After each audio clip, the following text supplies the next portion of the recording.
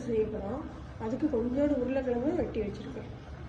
குழந்தைகளுக்கெல்லாம் செரிக்காது, அங்கே தான் விரும்புகிறாங்க. அதனால் கொஞ்சம் சோம்பு கொஞ்சம் ஜீரகம் போட்டுருக்கேன். பூண்டு பசங்க மாமூல் போட்டு தான் வேக வச்சுருக்கேன். அதனால் கொஞ்சம் இந்த மசாலாக்கு மட்டும் முட்டையெல்லாம் போடுறதுனால கொஞ்சமாக மஞ்சள் தூள் சில்லி ஃப்ளேக்ஸ் போட்டிருக்கேன். ஏன்னா நான் இந்த பொடியெல்லாம் போட மாட்டேன். அவங்க அதிக முட்டையெல்லாம் சேர்த்துருக்காங்க, பிள்ளைகள் செரிக்காது. காய்கறியும் பாலும் தக்காளி போட்டிருக்கேன், முட்டை சேர்த்துருக்கேன். நல்லா வதக்கணும்.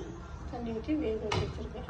மிளகுத்தூள், ஜீரகத்தூள், உப்பு, மஞ்சத்தூள் எல்லாம் நுணுக்கி வச்சுருக்கோம்ல, அது கொஞ்சமாக போட்டு பெரட்ட வேண்டியதான். நல்ல டேஸ்ட்டாக இருக்கும், சீக்கிரம் சேர்ச்சிடும்.